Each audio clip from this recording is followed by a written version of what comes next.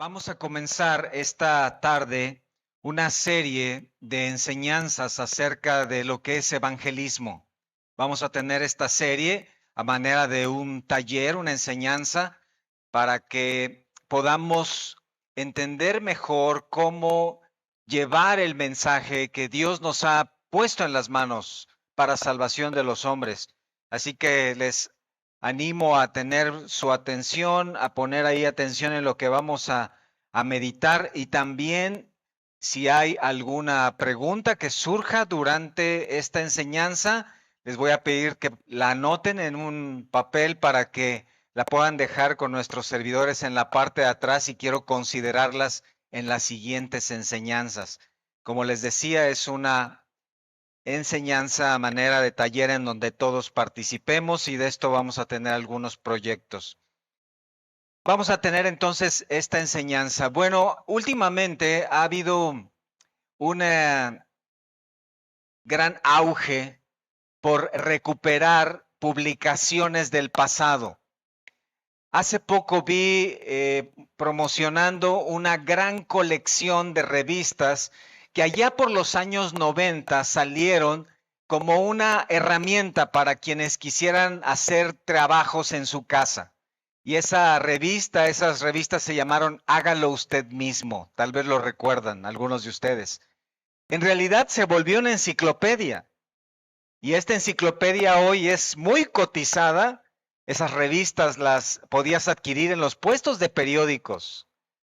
Pero ya se hizo una enciclopedia y se vende como algo, como una gran colección. Hágalo usted mismo. Y con estas revistas podías hacer toda clase de reparaciones de madera, arreglar cuestiones de las puertas, hacer algunos pequeños muebles, reparar cosas de electricidad, y tenía que ver con decoración, con arreglos, y te decía paso a paso cómo poder hacer un mueble o cómo poder reparar esa lámpara.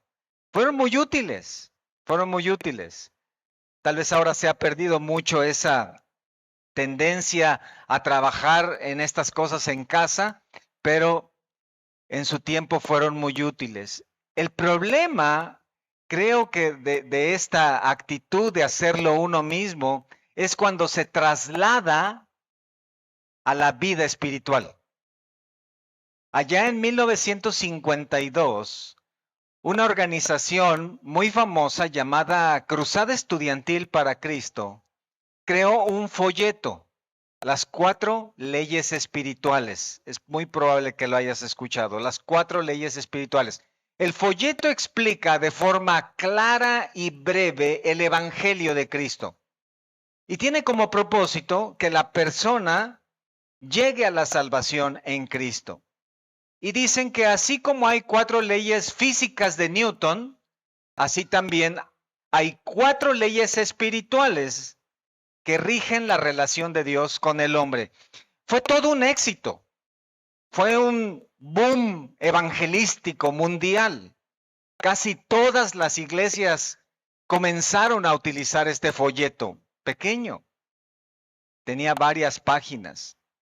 Predicadores, conferencistas, evangelistas llenaban estadios y utilizaban este método y decían, es el método perfecto de evangelismo. Las 4 leyes espirituales. Es probable que tú la hayas conocido. Cuando yo llegué a la iglesia hace unos 30 años, casi mi edad, hace unos 30 años fue esos folletos que yo vi ahí, que eran muy comunes, que los niños, los grandes, se utilizaban en las campañas evangelísticas, cuando salíamos a la calle, cuando hacíamos eventos en un parque, siempre eran las 4 leyes espirituales. ¿Qué dice ese folleto? Que por cierto casi ya no es visto. ¿Qué dice ese folleto? ¿Cuáles son esas 4 leyes espirituales? Número 1. Dios te ama y tiene un plan maravilloso para tu vida. Segunda ley, el hombre es pecador y está separado de Dios. Tercera ley, Jesucristo es la única provisión de Dios para el pecador. Y cuarta ley, puedes recibir a Jesucristo como Señor y Salvador. Al final del folleto tenía esta frase: usted puede recibir a Jesucristo ahora mismo por fe mediante la oración. Y te motivaba a hacer esta oración diciendo que la repitieras con tus propias palabras. Señor Jesucristo, gracias porque me amas y entiendo que te necesito. Gracias porque moriste en la cruz por mis pecados. Te abro la puerta de mi vida y te recibo como mi Señor y Salvador. Ocupa el trono de mi vida. Hazme la persona que tú quieres que sea. Gracias por perdonar mis pecados y darme la vida eterna. Millones de personas han repetido esa oración. Miles o millones de personas han hecho todo lo que dice el folleto. ¿Cuál es el problema? Es que parece que sus vidas no cambiaron en nada. ¿Por qué? ¿Por qué? Aunque ellos hicieron todo, Cristo no hizo nada en ellos. Porque el método en su esencia y algunas de sus frases no tienen base bíblica. De inicio, la Biblia no dice que Dios ama al pecador. Al contrario, Salmo 7:11 dice que Dios está airado contra el impío todos los días. La Biblia no dice en ninguna parte que Dios ama al pecador. Ahora, últimamente hay otro folleto muy famoso, está agotado, que tiene en su portada y dice: Dios es amor. Es una frase extraída de 1 de Juan 4:16. Con esto se intenta decirle a la persona incrédula que Dios es amor y que le ama y que igualmente tiene un plan excelente para su vida. Es como ver una película de los 90, pero ahora remasterizada en este año. Extraen esta frase de 1 de Juan 4:16 y escuchen a quién le habla el apóstol Juan cuando dice: y nosotros hemos conocido y creído el amor que Dios tiene para con nosotros. Dios es amor y el que permanece en amor permanece en Dios y Dios en él. ¿A quién está dirigida esta carta y de quién está hablando aquí Juan? Como que han creído y han recibido el amor de Dios. De los cristianos, de los creyentes. Entonces, si comenzamos con un principio, si comienzas con un principio equivocado, Dios te ama y tiene un plan maravilloso, estás tomando un camino equivocado. Alguien dijo: bueno, Dios aborrece el pecado, pero ama al pecador. Pero la pregunta es, si esto es verdad, y si esto lo presentas a una persona incrédula, la persona puede con toda razón preguntarte: si Dios me ama, ¿por qué me va a mandar al infierno? ¿No es incongruente Dios? Además, Dios no enviará el pecado al infierno, enviará al pecador. Si dices, cristiano, cristiana, que Dios me ama, ¿por qué me va a condenar? ¿Así es el amor de Dios?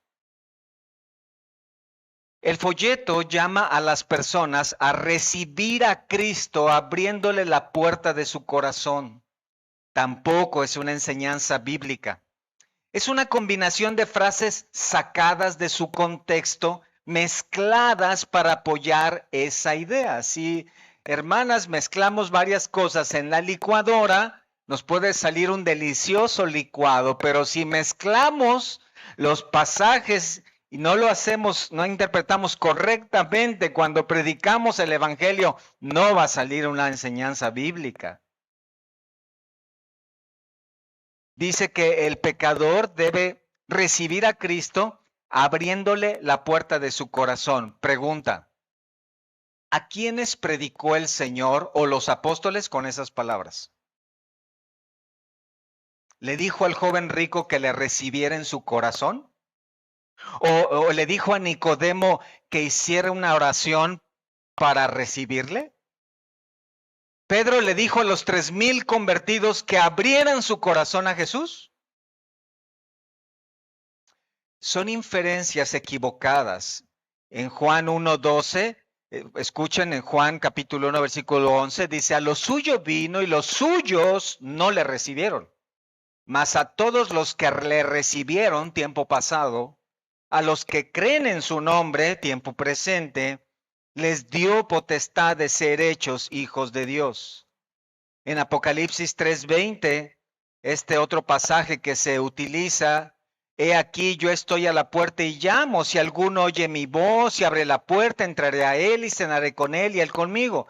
Pregunta, ¿a quién están dichas estas palabras? A la iglesia de la Odisea. A la iglesia de la Odisea. ¿Se dan cuenta? Como iglesia, hace unos 20 años analizamos este modelo. Hace unos 20 años analizamos este modelo y comprobamos que no es bíblico. No es el modelo bíblico para evangelizar, porque inicia colocando o poniendo un falso concepto en la persona de quién es Dios. Y en segundo lugar, le da una expectativa de un plan maravilloso, lo cual la persona claramente va a identificar como una prosperidad material, salud, éxito, paz, tranquilidad. Lo cual va en contra del mensaje de la palabra. Recuerdan allá en Mateo 13, cuando la semilla es sembrada, dice que cuando llega la semilla, cuando llega el evangelio, viene la aflicción, viene la prueba. Por eso es que muchas personas llegan a una conclusión. Desde que soy cristiano, me ha ido peor. Esto no funciona. Este método le hace creer a la persona que es su completa decisión ser salvo. Ábrele la puerta de tu corazón. Y por ahí vi otro folleto todavía peor que dice, dale la oportunidad a Cristo.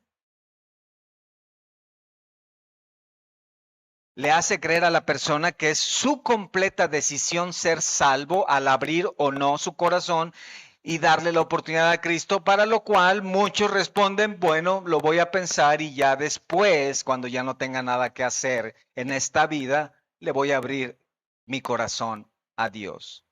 Enseñanzas antibíblicas, falsa doctrina, que lo único que produce son falsos profesantes, falsos cristianos. Sin embargo, mis hermanos, esto deja ver una gran necesidad en la iglesia. Esto deja ver una gran necesidad en la iglesia, y quiero decir esto con mucha precaución y mucho cuidado, porque no quiero en ninguna manera menospreciar la palabra de Dios, puesto que la palabra de Dios es suficiente. Toda la escritura es inspirada por Dios y es útil, ¿recuerdan? Para enseñar, corregir, redarguir y instruir en justicia. Deja ver la necesidad de la iglesia. Dado que estamos en un tiempo donde la iglesia conoce muy poco de la palabra de Dios y somos en muchas ocasiones culpables de no comprender, de no estudiar a profundidad la palabra, veo que la iglesia necesita un método bíblico para compartir. Porque cuando comenzamos a analizar el folleto de las 4 leyes espirituales y cuando comprobamos que no era bíblico, varios incluso dijeron, ¿y ahora cómo voy a compartir el evangelio? E incluso tal vez alguno se abstuvo ya de decir algo pensando en que lo que iba a decir era antibíblico.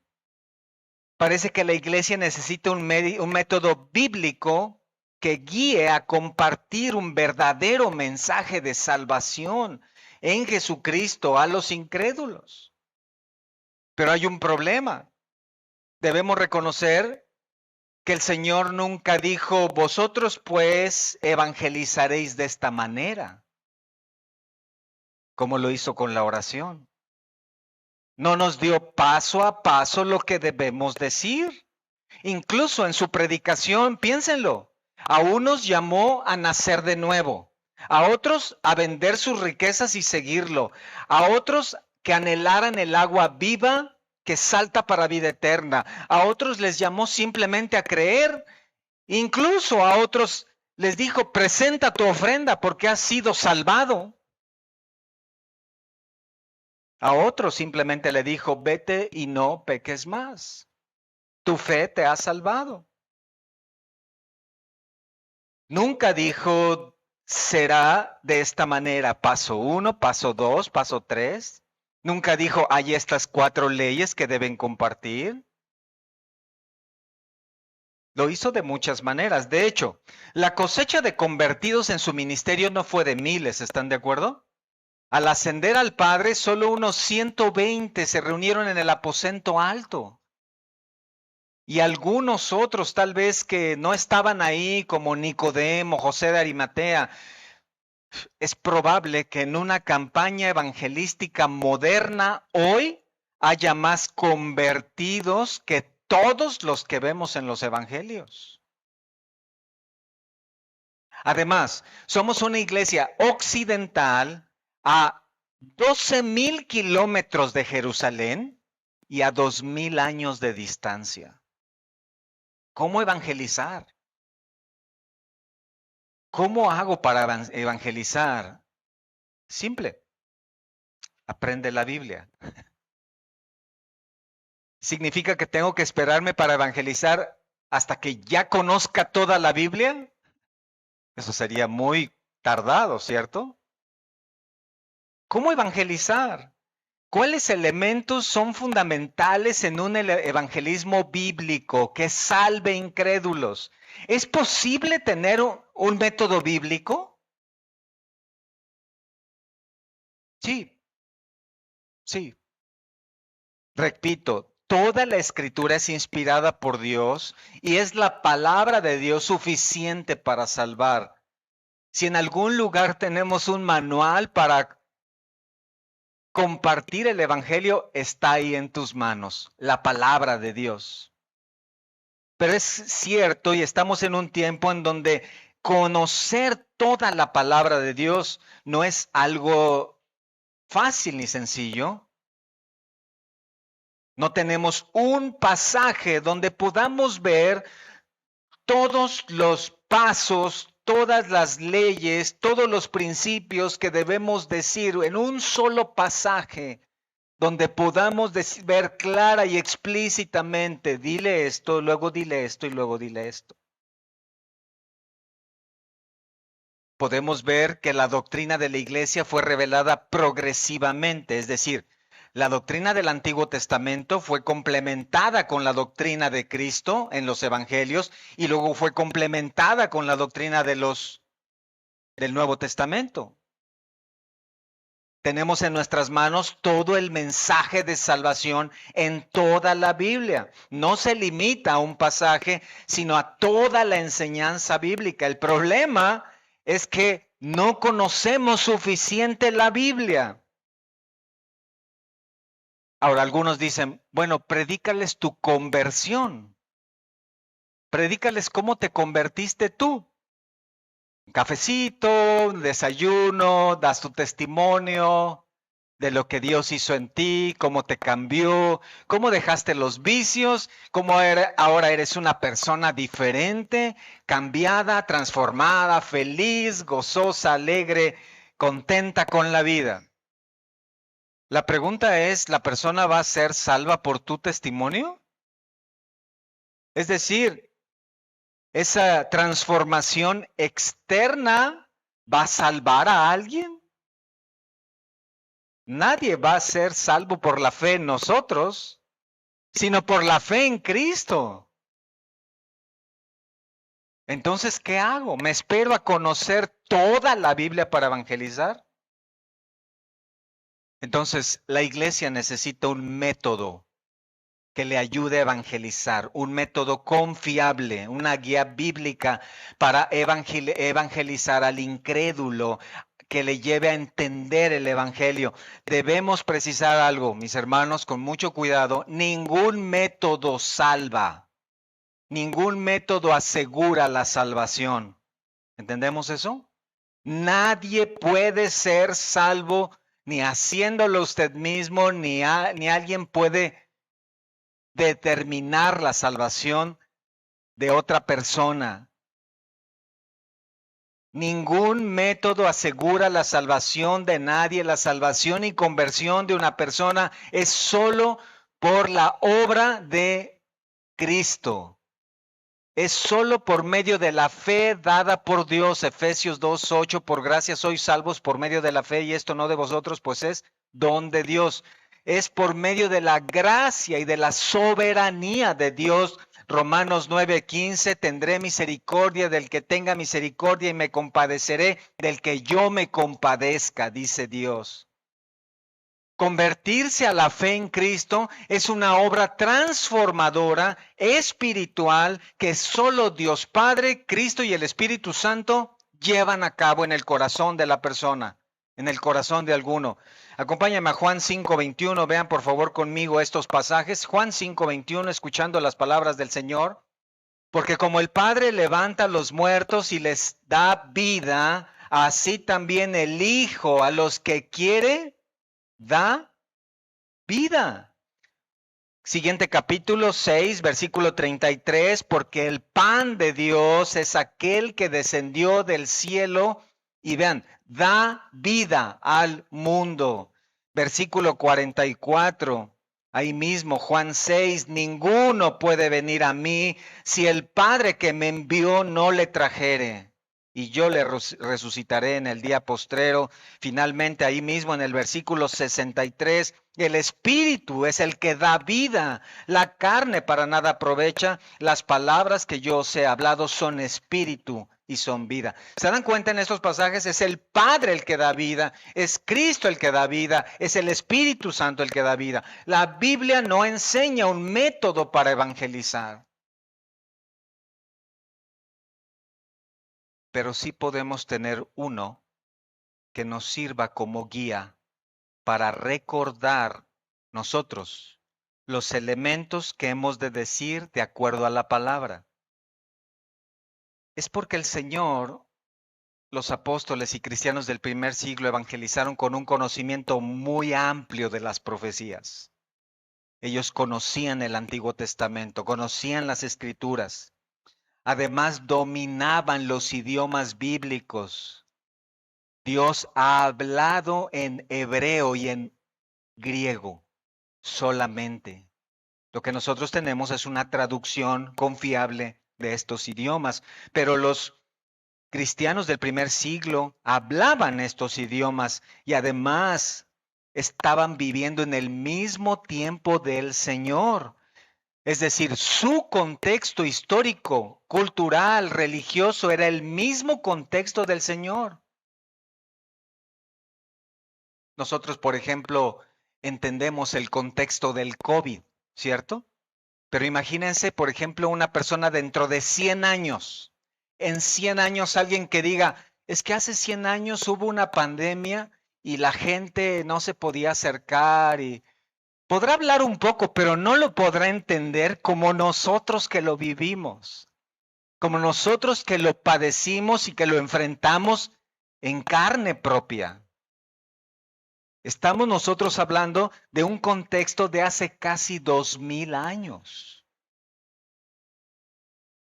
¿Podemos tener un método que nos ayude a nosotros, iglesia, como una guía para recordar los elementos fundamentales que hemos de decir de acuerdo a la palabra?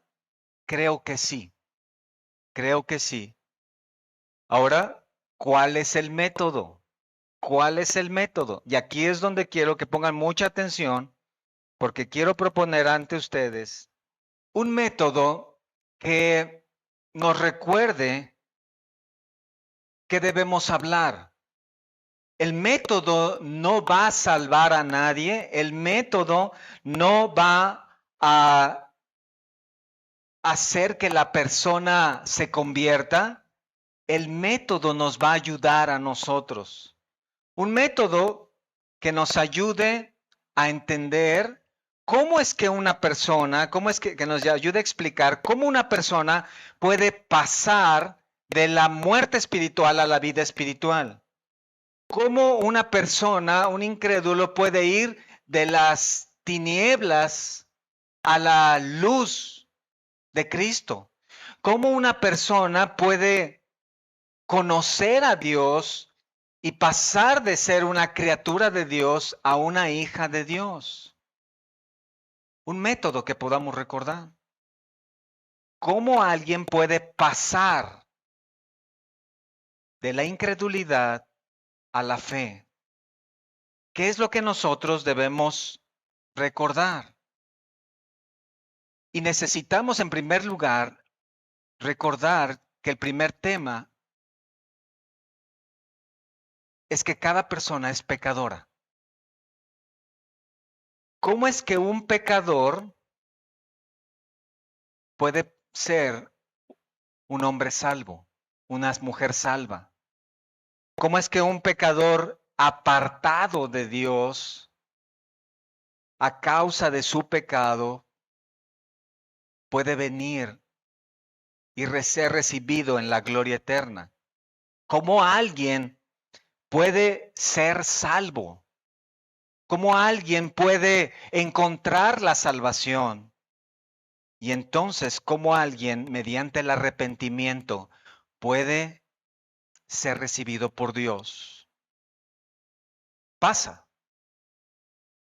Un pecador apartado, ¿cómo un pecador apartado puede ser un salvo arrepentido? ¿Cómo un pecador apartado puede ser un salvo arrepentido? Este es nuestro método. Quiero proponer ante ustedes este método para que lo podamos recordar y cada una de esos, este acróstico pasa, nos va a ayudar a recordar cómo un pecador apartado puede ser un salvo arrepentido.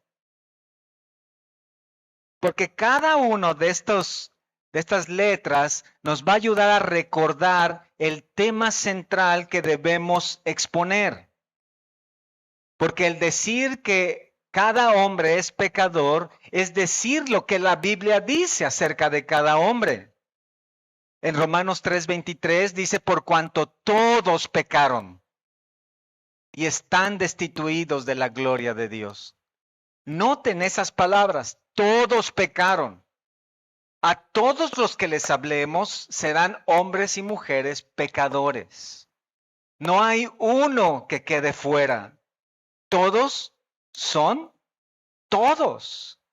Y cualquiera que le prediques está incluido en ese todos. Y cada pecador, por naturaleza, está apartado de Dios, lo que significa que está en muerte. Muerte física en un tiempo, muerte espiritual actualmente y escucha, muerte eterna en el día del juicio. Muerte física, muerte espiritual y muerte eterna. El estar apartado de Dios significa que la persona que no ponga su fe en Cristo será o recibirá estas tres muertes. Muerte física, muerte espiritual y muerte eterna. Porque la justicia y el juicio de Dios se manifiestan siendo Él santo. Pero he aquí la gracia. Mas Dios muestra su amor para con nosotros en que siendo aún pecadores, Cristo murió por nosotros. Vean esas palabras. Cristo murió por nosotros. Porque ahí está la gracia de Dios, la expresión de su amor para los que creerán en Él. En Cristo y en su obra en la cruz, podrás y deberás hablar de cómo Él pagó por cada pecado en esa cruz. Y cómo a través de su obra y solamente de Él hay salvación y vida eterna. Y finalmente, esa vida eterna o esa salvación es dada para todo aquel que se arrepiente. Para todo arrepentido, si confesares con tu boca que Jesús es el Señor y creyeres en tu corazón que Dios le levantó de los muertos, serás salvo. Creer en el corazón es el llamado. Esta es la manera como un pecador apartado puede ser un salvo arrepentido. Pasa. Este es un método que en lo personal he utilizado como puntos, como señales para predicar el evangelio a las personas. Romanos 3:23, 6:23, 5:10 y 10:9. Romanos 3:23, 6:23, 5:10, 10:9. ¿Cómo es que un pecador apartado se convierte en un salvo arrepentido? ¿Sí? Ahora, pueden surgir muchas dudas y vamos a irlas tomando. Un pecador apartado viene a ser un salvo arrepentido. Pasa. ¿Qué significa esto? Pecador apartado, salvo arrepentido. 4 principios bíblicos para recordar. Para que cuando estés tú, cuando esté yo ahí, me pueda acordar por dónde empiezo. Pasa. ¿Cómo la persona puede pasar de muerte a vida, de tinieblas a luz? ¿Cómo puede pasar de la incredulidad a la fe? ¿Cómo puede pasar de criatura a hijo? Me acuerdo, pasa. Pecador. Cada una de esas letras del acróstico me va a recordar un principio bíblico y me va a ayudar a recordar pasajes. ¿Cuál es la primera? Pasa. ¿Cuál es la primera? Pecador. Pecador. Este es el primer tema, este es el primer principio que debemos recordar cuando vamos a hablar con alguien, cuando vamos a presentar el Evangelio. Déjenme explicarlo en esta ocasión. El Evangelio, mis hermanos, son buenas noticias, pero no puede haber buenas noticias si primero no hay malas noticias. Si tú ves el noticiero y dicen, por fin agarraron a tal asesino, ¿a qué se refiere? Porque anteriormente habían dado malas noticias de que alguien había asesinado a tal persona o había robado o había defraudado, y cuando vienen las buenas noticias es porque tiene un antecedente de malas noticias. Primero es necesario, para compartir el Evangelio, hablar de las malas noticias que la Biblia dice. ¿Y cuáles son las malas noticias? Escucha, todo hombre es pecador. Ahora, eso la mayoría lo sabe. Pues claro, dice alguien, nadie es perfecto. No, pero últimamente, escucha, el concepto del pecado se ha diluido tanto. El hombre ha tratado de sacar de su vida todo lo que huela a Biblia, pero como no puede sacar el pecado, lo rebautiza y le dice, son debilidades, son errores, son defectos, padecimientos, fallas, enfermedades. Ya no son pecados, son enfermedades. Todo eso para minimizarlo, para hacerlo parecer insignificante. Entonces, tú tienes que ser una persona que en primer lugar vas a hablar ahí acerca del pecado. El concepto del pecado en el primer siglo era muy distinto al actual. En una conversación con cualquier persona debemos aprender primero nosotros a identificar el pecado en la vida de la persona, en lo que está diciendo, en otras palabras, convertirnos en expertos en detectar dónde está el pecado. ¿Dónde está el pecado en sus palabras? Ahora, no debes dar por sentado que la persona ya sabe que es pecado. No, no lo sabe. Se lo imagina. Porque la persona está muy influenciada por la sociedad. La persona en promedio cree que decir ciertas mentiras no son pecado. Que tal vez tener una aventura amorosa no es un pecado. La persona incrédula está cegada hacia su pecado. Puede saber que algo está mal, pero escucha, necesitas comprender que es imposible para la persona que vea el pecado como Dios lo ve, porque Efesios 2:1 está muerta en sus delitos y pecados. Esa muerte le va a hacer negar su pecado. Esta es una evidencia clara de la persona cuando le dices acerca del pecado y la persona dice, bueno, yo no soy como otras personas. Ahí está demostrando su ceguera espiritual. Su mente va a razonar y dirá, bueno, yo no soy tan malo como mi vecino o como aquello, como los que salen en las redes sociales. Pero la Biblia es clara, por naturaleza estamos infestados de pecado. En términos espirituales, así como un cadáver, después de unos días se comienza a infestar de gusanos, Dios ve en todos y cada uno una infesta de pecado. Dios mira desde su santidad y desde su pureza y lo que ve son vidas llenas de pecado, saturadas de pecado. Recuerden el Salmo 14:3, el Señor lo dijo. Jehová miró desde los cielos para ver si había algún entendido y a qué conclusión llegó. No hay ninguno, no hay quien busque a Dios. Todos se desviaron. Dios levantó la creación, recuerden. Hizo el mar y le dijo, vas a llegar hasta aquí. Y el mar obedeció. Levantó los árboles y los montes y la creación obedeció. Dijo, sea la luz y la luz fue.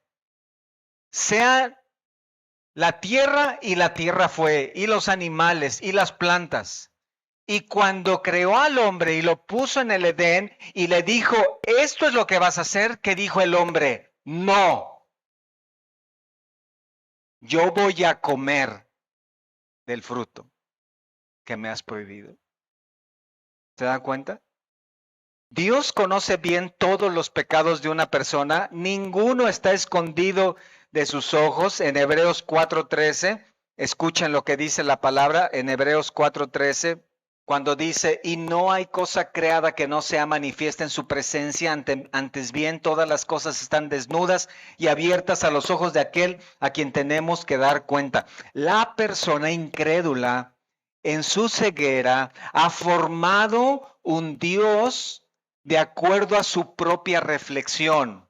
Y escuchen, de acuerdo a su propia personalidad, de manera que la persona va a crear en su mente un Dios que le conviene, un Dios a su modo. Y nosotros debemos llegar y comenzar a explicar quién es el Dios de la Biblia. Y que ese Dios de la Biblia es un Dios santo y comenzamos a explicar lo que es el pecado porque la gente no sabe lo que es el pecado. Entonces debemos nosotros en primer lugar ser expertos en conocer, identificar y explicar lo que es el pecado. Mamás, las que son mamás.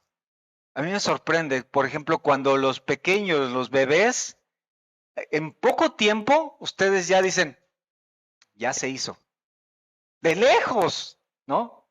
Pero ¿cómo sabes? Ya lo olí, ya lo conozco, ya sé cómo, ya hay que cambiarlo. Nosotros necesitamos ocupar mucho tiempo para hablar a la persona y decirle dónde está el pecado y en las palabras de la persona escuchar sus palabras con mucha atención para identificar de aquello que dice dónde está el pecado.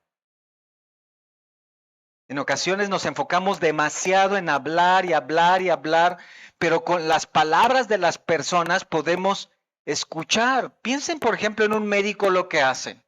Cuando tú vas a consulta y te sientes mal por algo, te empieza a preguntar y te escucha. A ver, platícame qué hizo ayer, qué comió ayer. Está escuchando y está examinando qué de lo que comiste te pudo haber caído mal. cómo combinaste, ¿sí? Y cuando llega un dictamen, el médico se va a sentar y va a decir, usted tiene un problema muy serio. Usted tiene que ser operado. Tiene que ser operada.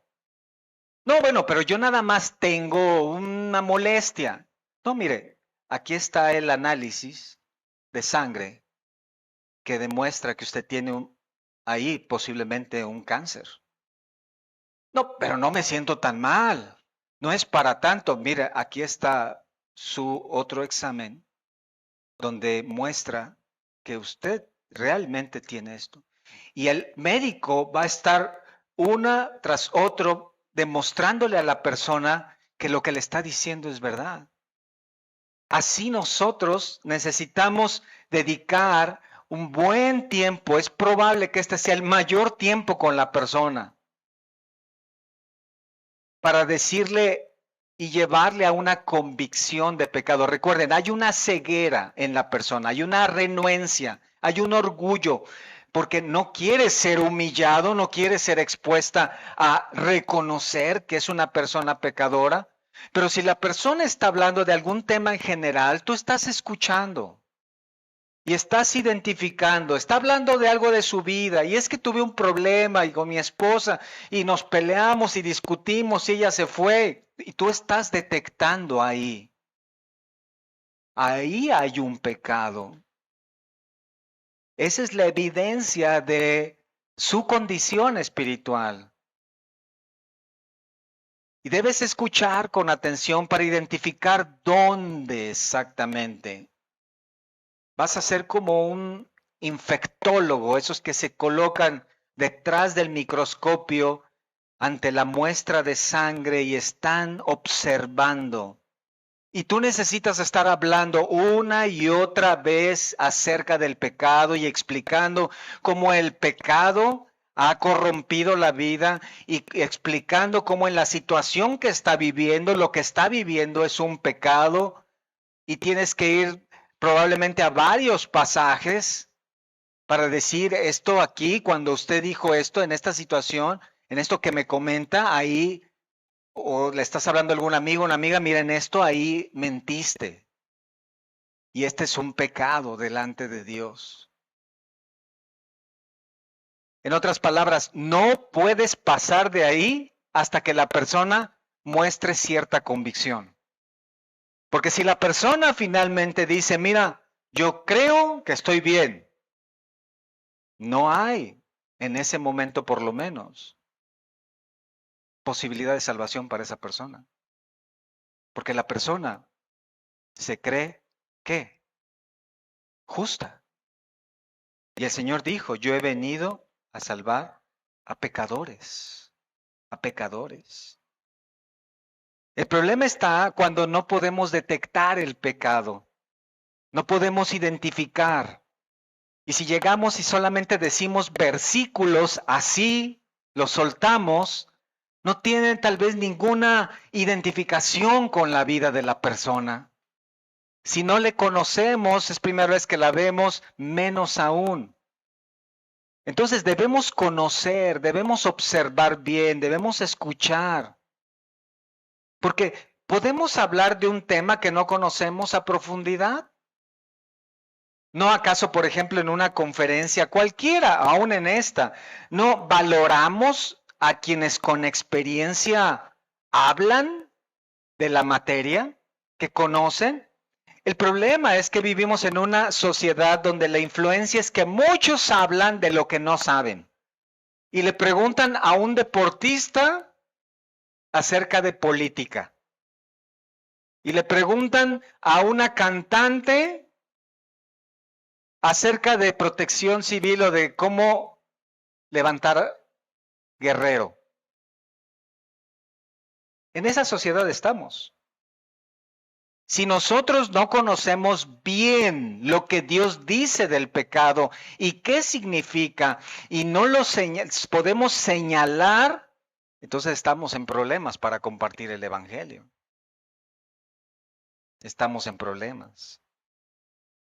Lo que necesitamos hacer a través de este método es primeramente que nosotros entendamos lo que vamos a hablar. Que nosotros comprendamos en primer lugar por qué el hombre es pecador. El pecado es contra Dios primeramente. ¿Lo saben? Sí. Dios dio a Israel 613 mandamientos en la ley de Moisés para enseñar cómo debían vivir. 613. Cualquier violación de cualquier mandamiento era pecado. Y les dio estas leyes para mostrarles una verdad. Todos eran pecadores. El pecado es universal. Nadie escapa el pecado. A cualquier persona que tú le vas a hablar del evangelio es una persona pecadora. No tengas duda. Aunque alguien lo niegue, lo cual ya es otro pecado. Nunca vamos a predicar a alguien que no tenga pecados. Dios resumió los 613 mandamientos en 10 mandamientos. El decálogo, más conocidos.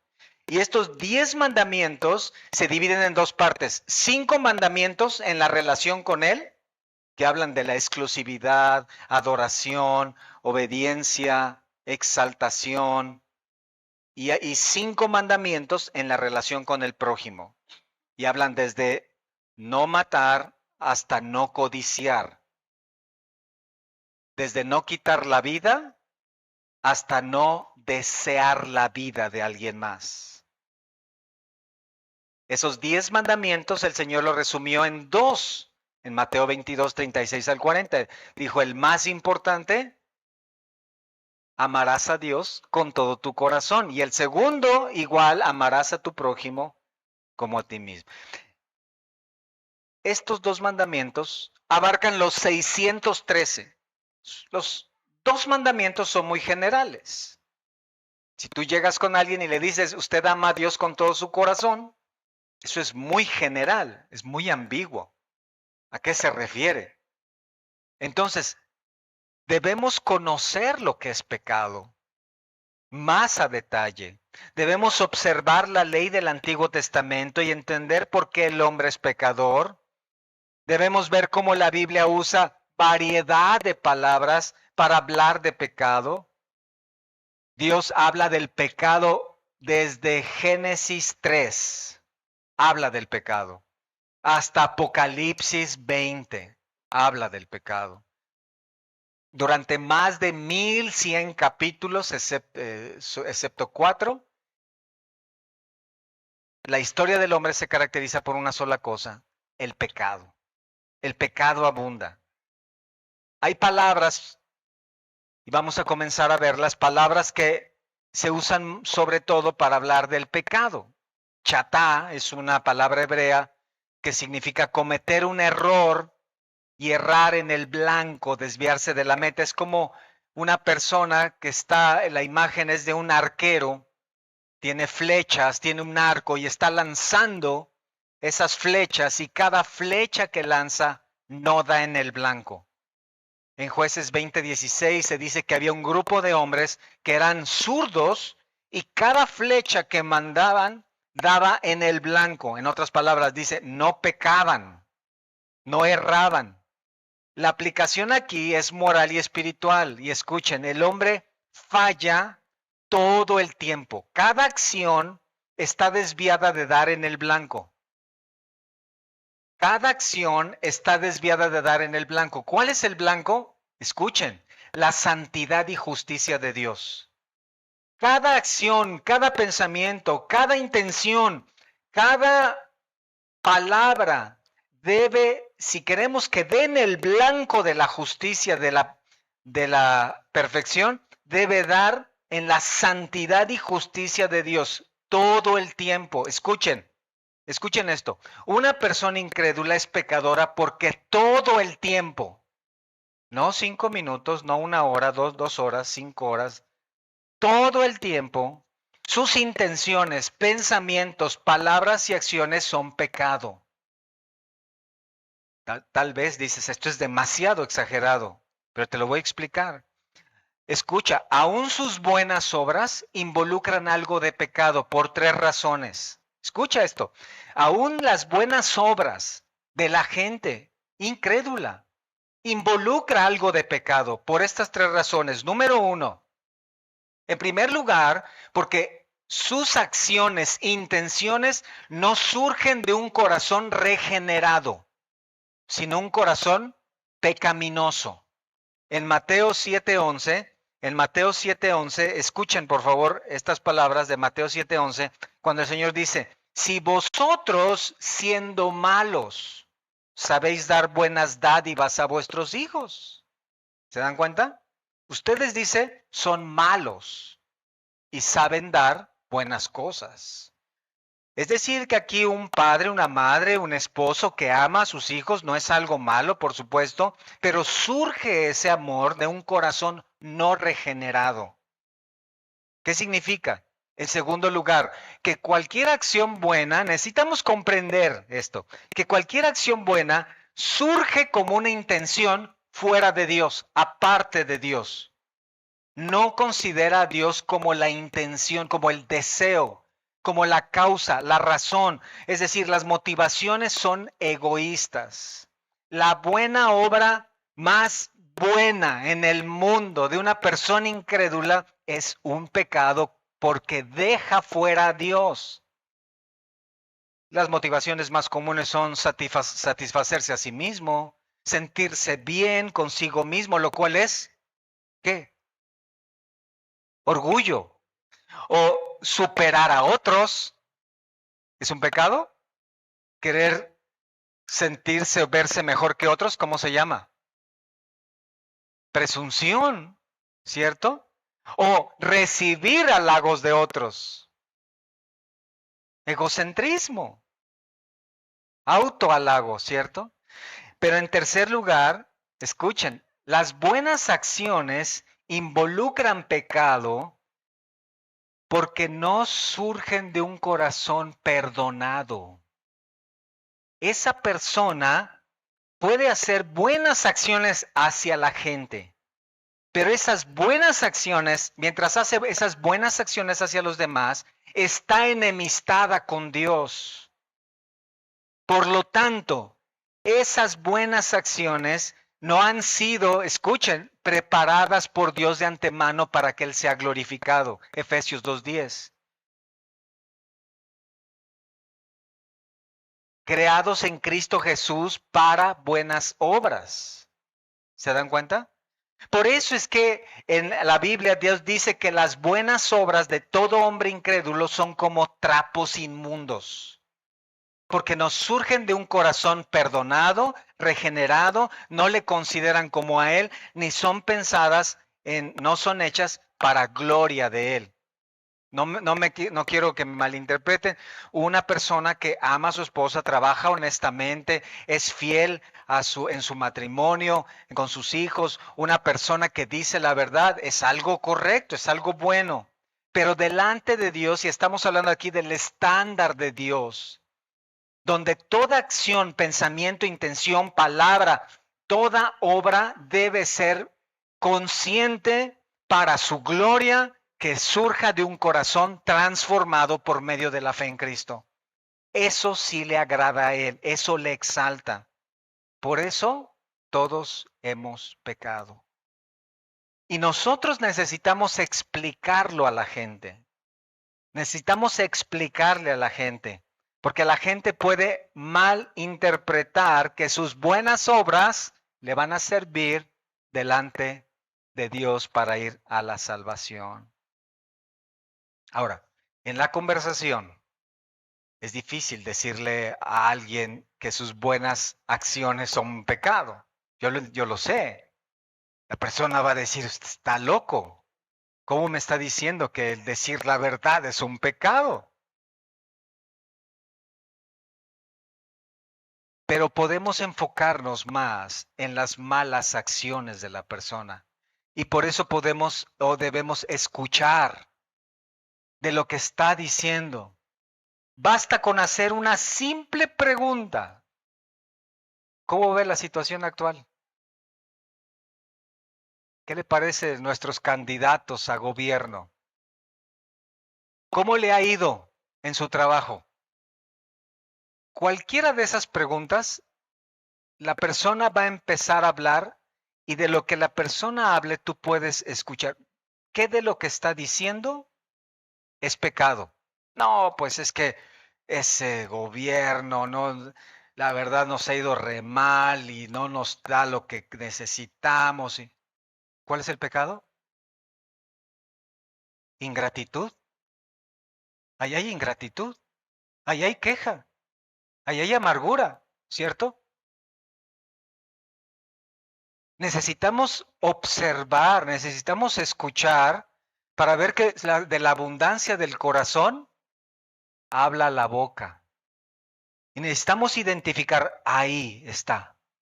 Esto es lo que hay en el corazón de la persona. Me está diciendo que en su vida hay ingratitud porque hay quejas, se está quejando, se está amargando, no está agradecida, no tiene en su corazón. Y podemos comenzar a hablar de eso. Y podemos comenzar a hablar de cuál es el problema. Y un problema más grande que el gobierno que tenemos, ¿sabe qué pasa? Dice Dios que es la ingratitud de nuestros corazones, la queja.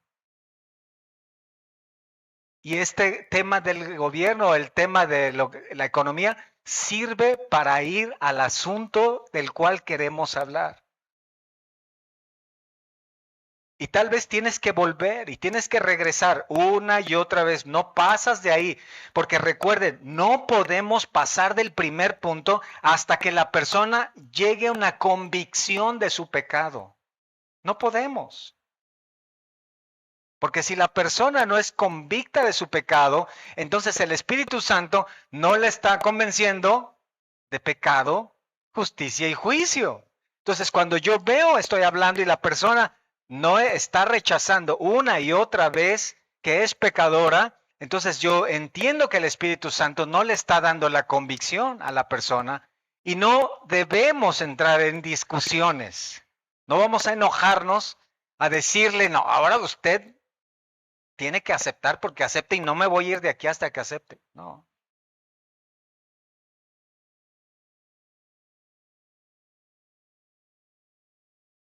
Tienes que mostrarle, tienes que hablarle, tienes que decirle, tienes que explicarle.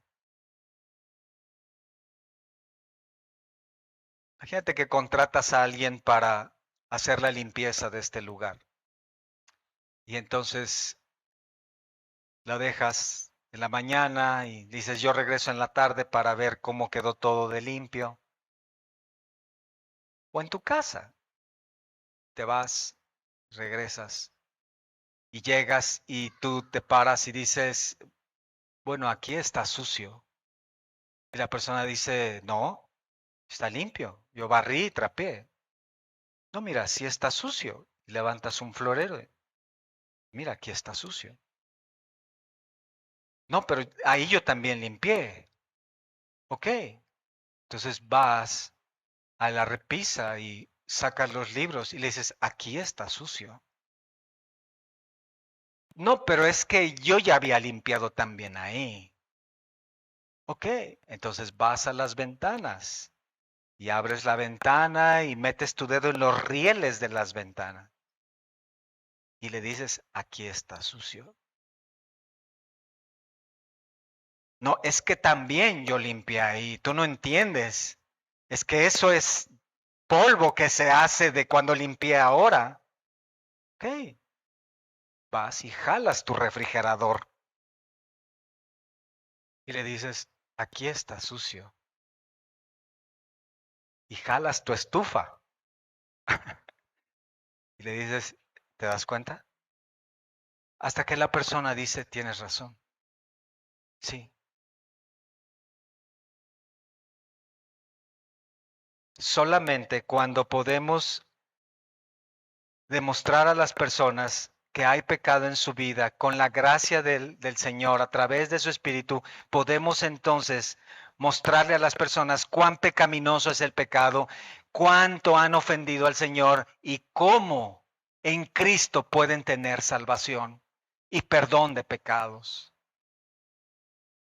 Entonces, pasa. Número 1, pecadores. Todos hemos pecado. ¿Qué es y cómo vamos a continuar en esta conversación y cómo vamos a seguir presentando nuestro evangelio? Lo veremos la siguiente semana, en el siguiente paso. Estaremos hablando de terminando este paso y retomando el segundo paso. Vamos a orar.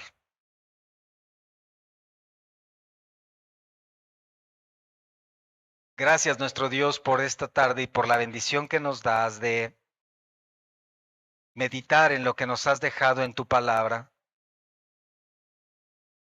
Nosotros queremos ser, Señor, fieles al presentar el mensaje que salva las vidas, que salva las almas de los hombres.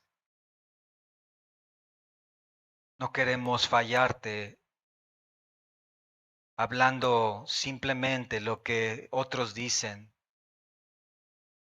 Por eso queremos pedir tu gracia, Señor, para que podamos entender bien cómo presentar tu palabra. Te damos gracias en Jesucristo porque a través de Él podemos ahora entender cada vez más lo que es el pecado.